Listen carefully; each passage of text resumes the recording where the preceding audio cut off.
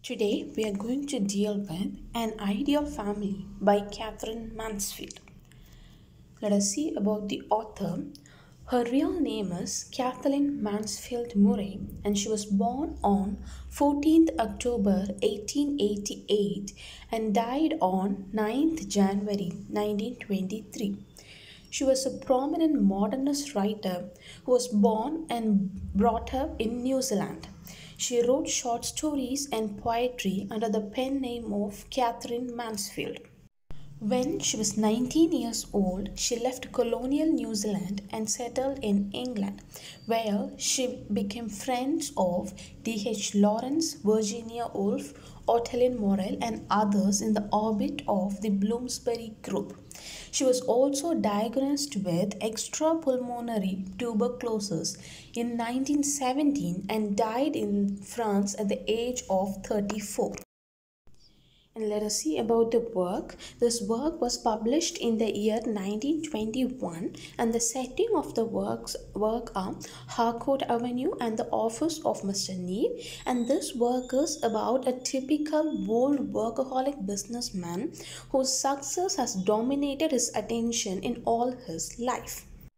The important characters of the works are Mr. Neve. He's an old businessman who has missed his personal and family life along the way, and Harold is the young, handsome, and spoiled son of old Mr. Neve, and Charlotte is his wife.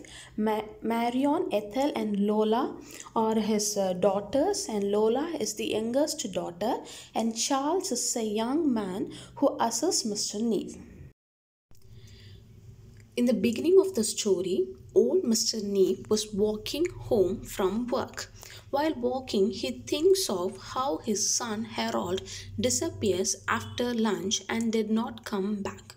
Harold is very handsome, and Mr. Neve thinks that all the women in the family has spoiled him. His daughters tell Mr. Neve that it is time for him to retire and get a hobby. But he can't think of such an idea of sitting at home and letting Harold ruin all his hard work.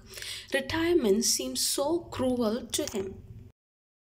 On many occasions, Mr. Neve has been complimented for having an ideal family. His wife and daughters are beautiful, but he assumes that they did not get married because he has given them such a good life at home.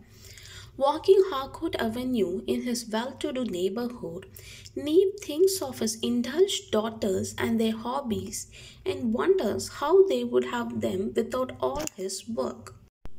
When he reaches home tired, the women in the family continue to talk about things he has no interest in, and they did not even notice his presence until Lola is startled by him. He stares at her and felt he had never seen her before.